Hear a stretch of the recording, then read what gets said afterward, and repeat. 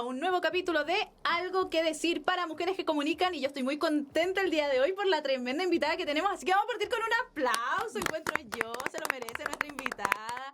Pero como cada semana me encuentro con mi compañera, con mi colega y mi periodista favorita, Tamara García, bienvenida. Hola, Nao.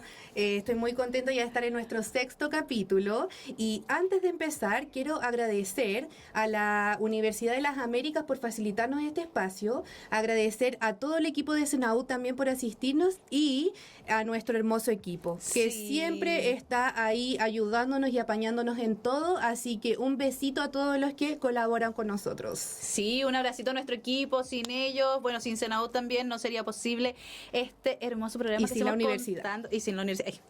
Y que hacemos con tanto amor para todos ustedes. Agradecerles también que nos vean cada semana, porque todavía hay muchas mujeres que tienen algo que decir, y por eso mismo trajimos a una mujer power dentro del mundo del periodismo. Ella es periodista y docente de Universidad de las Américas. Bienvenida, Karen Vera. Un aplauso para Karen. Bravo. Muchas gracias. Primero que nada, muchas gracias por la invitación. Un honor. Así que se los agradezco. No, muchas gracias a ti por venir y por aceptar nuestra invitación. De las mujeres power que nosotros teníamos en la lista, bueno, teníamos varias, y dijimos ya, esta es le toca a las periodistas de nuevo, así que ella es la mujer de esta semana. ¿Cómo estás? Vale. Muy bien, muchas gracias. Sí, con hartas cosas, como siempre, pero súper bien, y acá con un espacio para venir a verlas. Sí. Con mucho cariño. Sí. Siempre los periodistas como que están con hartas cosas, con su agenda copada, así que te agradecemos que te hayas hecho y de el tiempo. hecho, ya vamos a conversar sobre un nuevo proyecto. ¿Querías decir algo más? Perdón, te interrumpí. No. Bueno, para comenzar, Karen, queremos saber quién es Karen, cómo inicia en el mundo de las comunicaciones, de qué manera llegas a estudiar periodismo. Mira, cómo inician las comunicaciones era algo que no me esperé. Cuando salí del colegio quería estudiar relaciones públicas en algún minuto de la vida, pero después, bueno, parte de la vida, me casé, entonces primero estudié mi marido, después estudié yo, y llegué a periodismo queriendo como aprender a redactar. A mí siempre me gustó escribir, entonces vi La Maya, que estaba trabajando en la noche. ¿Quién tiene vespertino? Había pensado en sociología también, en administración pública, pero finalmente vi una línea larga, se acomodaba a mis horarios, así que tomé el desafío vespertino. 6 años, era en ese tiempo 11 semestres, de lunes a sábado. Aquí mismo en la mismo en la Universidad de las Américas, sí. Acá llegué hace 20 años y todavía estoy acá. Y de aquí no se va. Es regalona, muy es regalona contenta. de la universidad. Es regalón en la universidad. Bueno, entonces partes un poco como porque querías estudiar literatura, pero te gustaba escribir. Me gustaba escribir siempre, desde chica, muy chica, escribía cuentos, después durante el colegio, entonces quería perfeccionar en el fondo mi escritura, y a medida que estudié me fue encantando del periodismo, porque me dio otro punto de vista. ¿Y te Pero gusta escribir ficción? Ficción, reflexiones sobre la vida, cuando chica, cuentos, porque mi abuelita, yo viví hartos años con mi abuelita, y ella me leía desde muy chiquitita hartos cuentos. La noche mi mamá me dibujaba cuentos, y eso, ¡Qué bueno, es un lindo! proceso, sí, como del enganche de la narrativa, y no quiero entrar en la lata, pero eso es súper importante para los niños en general. Y me leía, ponte tú, Allan Poe, que son chica. Yeah. Entonces yo escribía mis cuentitos, yo todavía me acuerdo, y los escribía, le ponía una cintita y los guardaba. Entonces me gustaba contar historias. Y después de más grande, adolescente, ya eran como reflexiones de vida, algunas como críticas sociales de alguna manera, lo que se estaba viviendo. Y después, ya más grande, bastante más grande, empecé a escribir cuentos y novelas, y empecé con los fanfiction, y ahí nació este mundo de la escritura. Yo quiero tocar después el fanfiction, porque estuvimos haciendo nuestra investigación periodística con obvio. Tamara, pero quiero detenerme en el momento en que tú dijiste hice clic con la carrera, porque entendemos que no fue como una decisión desde chica estudiar periodismo, pero ¿en qué momento hiciste clic? ¿En qué momento dijiste, no, yo aquí me quedo porque esto me gustó? En primer año, cuando empecé a reportear, cuando empecé a descubrir en el fondo distintas temáticas, realidades que yo no conocía a través de mis compañeros. Nosotros En la noche hay mucha variedad de realidades, desde rangos etarios Ya. hasta realidades políticas, experiencias de vida. Entonces ahí dije, no, yo me quiero quedar acá estoy aprendiendo. El poder de la observación, por ejemplo, como lo interesante que es hablar con cualquier persona, digamos, que uno otra vez se pasaba por el lado, pero me subo a un taxi, el taxista Claro, tiene mucho una que historia hablar, contar. el señor de la esquina también, cuando me encuentro con una persona, no sé, en el metro y si me habla, también es importante, y uno va tomando como la temperatura de la sociedad, y esa visión yo no la tenía, y ahí me empecé a quedar. Y después, cuando ya empezó crónica y entrevista, periodismo narrativo, y ahí ya aluciné con Esto es lo mío, esto es lo mío. esto es lo mío. Estudiabas de noche. ¿A qué edad entraste a estudiar? A los 24, entré más Mira, grande. Claro, sí, más sí. grande que el promedio. Más grande que el promedio, pero vespertino, yo tenía un compañero de 18 hasta 60 años. Claro. Entonces, muchos venían de segundas carreras. Entonces, claro, era grande. Y dentro de todo, yo estaba como en promedio, digamos, incluso más bajo Claro. de la edad de vespertino. Qué bonito, qué bonito. Y ahí lindo. es donde dices que aprendiste a conocer otras realidades. Sí. Como mirándolo en retrospectiva, quizás un poco, ¿qué tal ha sido para ti? ¿O te ves haciendo otra cosa que no sea ser periodista? ¿O cómo te has llevado a la larga con el periodismo? Mira, inicialmente yo me quería quedar en la escritura, 100% quería ser periodista. Yo tuve como profesora a Gassi Jalil, que era editor de la bien. revista Sábado. Esa era mi proyección, pero anecdóticamente había solo un día de postulación y ese día se pasó. Entonces fue tremendo y ahí me fui a otro medio de comunicación. Entonces, bueno, ahí terminó un poco mi aventura en eso y después, bueno, pasé. Yo antes de terminar de estudiar trabajaba en la Corporación de Providencia, que es Salud y Educación, y ahí tuve la fortuna de que se creó un departamento, si bien existe prensa, siempre existió en la municipalidad, de comunicaciones, y ahí empecé a trabajar como periodista, pero más corporativa. Entonces después di el salto, renuncié, todavía me lo cuestiono, bueno, y me fui a Mega, después estuve en TVN un tiempo, y después pasé a las comunicaciones más corporativas, en ese sentido. ¿Y tú crees que es necesario para el periodista hoy en día pasar por medios? Totalmente. ¿Por medios tradicionales? Sí, yo creo que tuve una mentora que fue una directora de escuela acá, que es Isabel Tolosa. Ella es una sequísima, actualmente es editora general en TVN, pero ha pasado por Mega, Teletón, es muy solicitada. Yeah. Y ella la tuve en el último ramo de cultura y la Isa, bueno, me mostró todo un mundo y me dijo, para ser periodista, no todos están de acuerdo, pero tienen que pasar por medios de comunicación. Es súper importante conocer los medios de comunicación. Y ahí me di ese salto al vacío. Ay, ¿y dejaste tu pega más o menos segura ahí? Llevaba 9 años en ese trabajo. ¡Valiente! Sí. Valiente. Bueno, pero después ocurrieron un montón de circunstancias, porque mi idea, la verdad, era pedir un periodo sin goce de sueldo para poder ir a Mega en ese tiempo y después volver. ¿Cómo hacer la práctica? Hacer la práctica. Ya, perfecto. Y después volver. Pero bueno, hubo un cambio en ese tiempo de alcalde y todo, y se fueron mis jefes y ya la posibilidad de volver era nula. Y con ella las ilusiones. Así con las ilusiones y ahí me fui a una segunda práctica voluntaria y qué sé yo. Ahí cambié mi rumbo. Bien diverso el camino laboral que has tenido. ¿Cuál Sí. ha sido donde te quedas, donde está tu corazón? Mira, a mí me gusta mucho la docencia, me gusta mucho la universidad, creo que ser docente o desde distintos ámbitos es súper importante porque es aportar un granito de arena. A mí lo que siempre me ha importado transversalmente es que la pega donde estoy tengo propósito. Qué lindo. Qué lindo, sí. Siempre. Entonces, mis áreas han sido salud, educación y cultura. Desde ahí creo que aporto. No puedo decir el día de mañana no voy a trabajar en un retail, por ejemplo. Claro.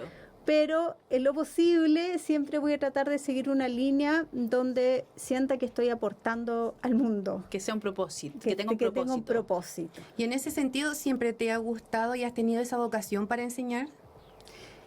No sé, la verdad es que yo creo que la fui desarrollando con el tiempo. Cuando tomé la asignatura me dio cuenta de las distintas realidades, porque eso es súper importante. Creo que la docencia, más que traspaso de contenido, es efectivamente conocer otras realidades, y acá en la Universidad de la América es bien diverso.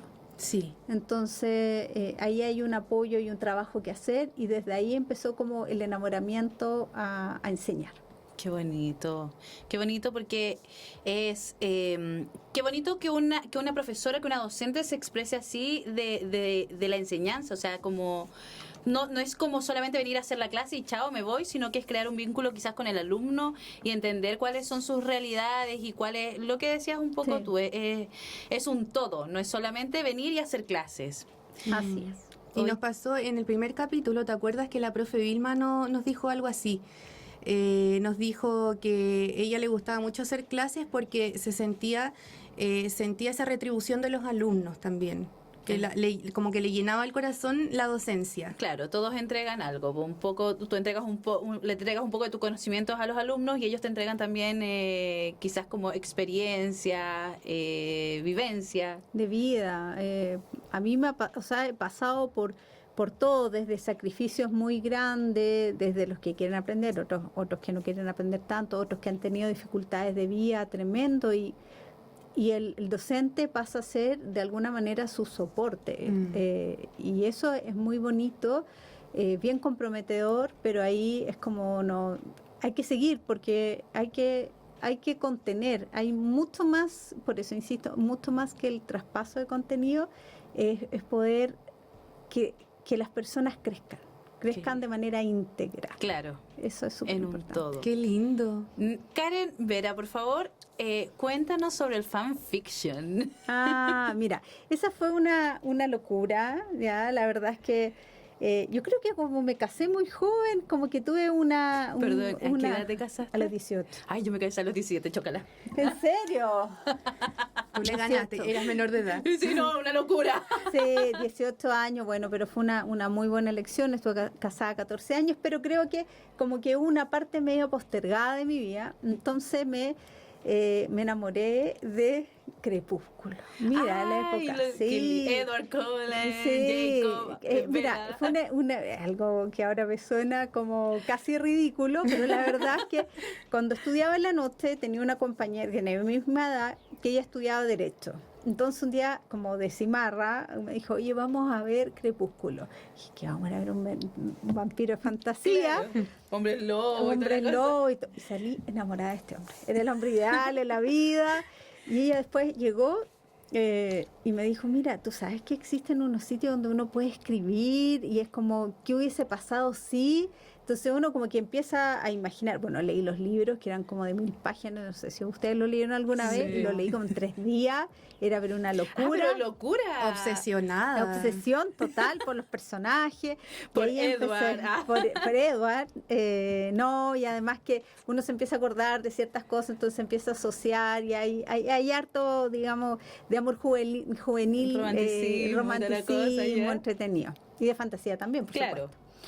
Entonces, después de eso empecé a escribir en estos portales, primero un portal más chiquitito y después pasé a los fanfiction.net, que eso es, si alguien se quiere foguear, ahí es las críticas más crudas que uno puede recibir. Ya. Y ahí escribía, y en ese tiempo era una locura porque estudiaba, trabajaba de 8:30 a 5:30, después venía a estudiar y después me quedaba escribiendo. Escribía casi 6 horas diarias.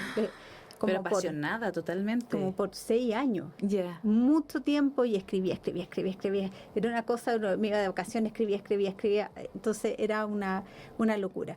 De ahí me empecé a dar cuenta que el fanfiction era mucho más transversal que solo escribir.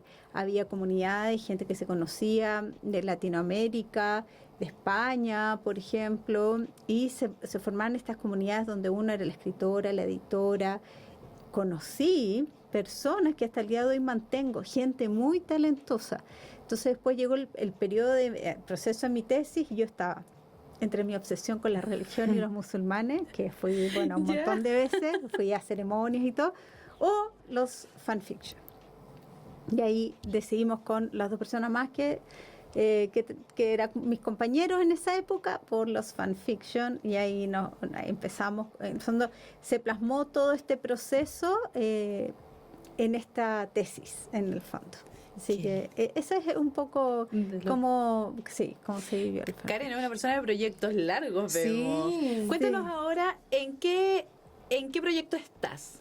Mira, ¿en qué proyecto estoy? Principalmente en una fundación que estamos formando con una ex compañera de colegio que me invitó a participar. Ella es paisajista, que es experta en accesibilidad, y a crear una fundación real, ¿eh? Una fundación real, porque ella ha trabajado en consultora muchos años, que se llama Territorio Inclusivo.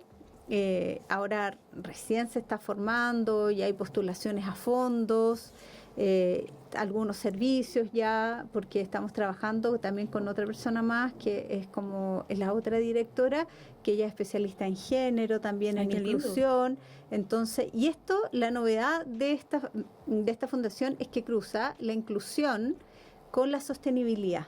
Perfecto. Entonces es un proyecto grande, que la verdad que está avanzando bastante rápido, muy bien, así que estoy tratando de ponerme al día, porque además hago muchas otras cosas.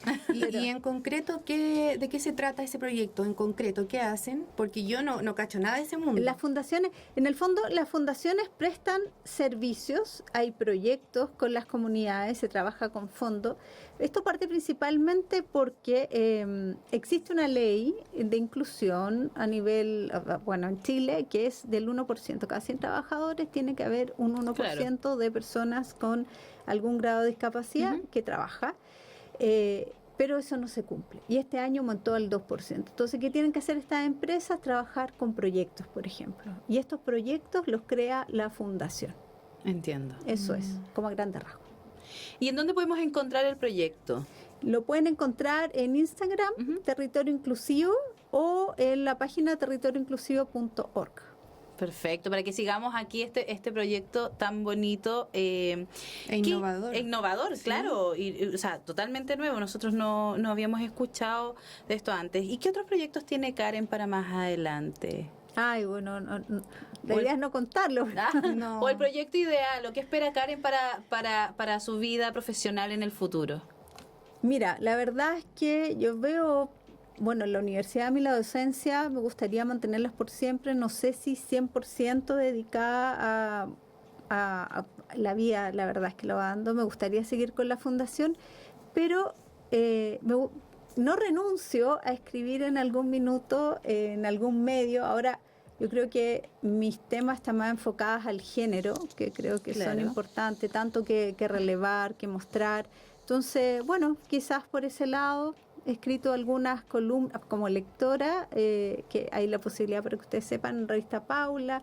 Entonces entrego algunas temáticas y me han publicado varias de estas columnas y eso me gusta. La verdad es que nosotros hemos leído las columnas y nos las mandamos. Sí, qué bueno. Nos mandamos y los comentamos porque tú tocas temas que vivimos todas las mujeres en el día a día, o sea, y nos sentimos, no solamente nosotras, así como nosotras deben muchas más sentirse identificadas con los temas que tocas, como esos temas los sacas desde dónde, como de lo que te cuentan tus amigas, del diario vivir. Son reflexiones de experiencias, por ejemplo, la de la fuerza de voluntad, que yo estoy haciendo también una investigación, llevo varios años, que tiene relación con el peso, ya que el peso es un problema de salud mental. Entonces ahí ya hay harta entrevista, expertos, y uno de los temas que ha salido mucho es que la fuerza de voluntad está sobrevalorada, porque antes era, quiero bajar de peso, no, es que tienes que tener fuerza de voluntad, es que va mucho más allá que eso. Claro. Entonces una era inspirada en eso. Otra que es la que más me ha gustado hasta ahora, no sé si ustedes vieron la serie Envidiosa. Sí. Que es relacionada con eso, como que todos tenemos un poco de envidia, qué sé yo. Entonces, va muy en la línea de algo que a lo mejor lo siento yo, pero que lo pueden sentir muchas más personas y que probablemente así sea. Claro, ¿y cuál ha sido de estos temas el que más te ha afectado a ti en lo personal, en tu camino de vida? ¿Cuál de todos los...? De estos temas que se tocan en la revista en general. De los que he escrito, que ojo, soy como lectora, no como colaboradora. Yo creo que, el último que me ha tocado mucho es el de mi abuelita, que ella está con demencia. Entonces, ¿cómo ha sido el proceso de su deterioro, en el fondo? De quién era antes a cómo es ahora. Esa fue la última que publicaron y creo que, claro, hay mucha gente que vive ese proceso y es súper importante mostrarlo. Claro. También el del peso creo que también es bien importante. En general estos temas uno los vive en solitario, como que mucha gente los sufre, le tocan, pero no se hablan mucho. No se hablan. Bueno, existen asociaciones también, si uno busca, incluso hay tutoriales, acompañamientos, pero vivir estos procesos es muy distinto. Claro. Es súper distinto. Claro, que fuerte igual. Bueno, yo quiero pasar al tercer bloque de nuestro programa. En esta oportunidad tenemos con nosotros a Roberto Rizo, que es alumno de 4º año de periodismo, quien va a continuar con esta conversación. ¿Cómo estás, Roberto? Buenas tardes, Tamara. ¿Cómo está usted y cómo está nuestra invitada Karen Vera? Voy a, primero que todo, a darle las gracias por la oportunidad de estar acá y poder hacer la entrevista y todo. Y bueno, vamos a un tema que es como bien interesante acerca de su rol como profesora, como docente. Y es, por ejemplo, si ha tenido, no sé, alguna experiencia buena o mala que le haya marcado como docente en sí en la universidad, o como un rol en ese ámbito ahí de formación para los alumnos de periodismo. Mira, primero como docente yo creo que es un gran orgullo cuando uno ha visto el proceso, ya, y cuando después, no sé, uno los ve trabajando y que están súper bien como posicionados, algunos en medios de comunicación. Me han pasado varias anécdotas en ese sentido, pero yo creo que eso es lo más importante. También hay procesos de acompañamientos personales que también emocionalmente a veces son fuertes pero muy gratificantes, ¿ya? Y eso ha pasado más de alguna vez, ver el esfuerzo también de las personas, como algunos, por ejemplo, que trabajaban en la noche, llegan de día y tú los ves y a veces durmiendo, pero es que ¿qué más le voy a ver si estuvo toda la noche trabajando? Claro. Entonces, claro, hay también un poco apertura de mente, ahora también viene la inclusión, creo que es muy importante.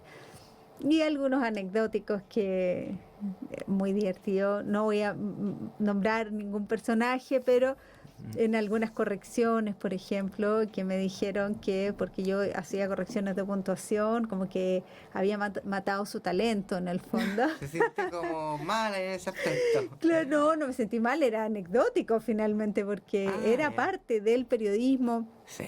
O personas que escribían de ficción y después cuando llega el momento de la corrección, pero ¿por qué me está corrigiendo? Eso está tan bien, o sea, pero ¿cómo va a entrevistar a fantasmas del cementerio? O sea, eso es imposible. Como algo raro. Claro. Sí, bueno, de todo. Entonces, eso, así como cosas que me acuerde como a grandes rasgos. Ya, es que es algo interesante y eso también suele suceder muchas veces en el tema del periodismo. Y bueno, cuéntenos también, por ejemplo, qué cosas así dentro de la carrera como que las que, no sé, le ha como motivado a seguir impartiendo clases a los alumnos y qué espera de ellos cuando les da esa herramienta para que se desempeñen en el día de mañana.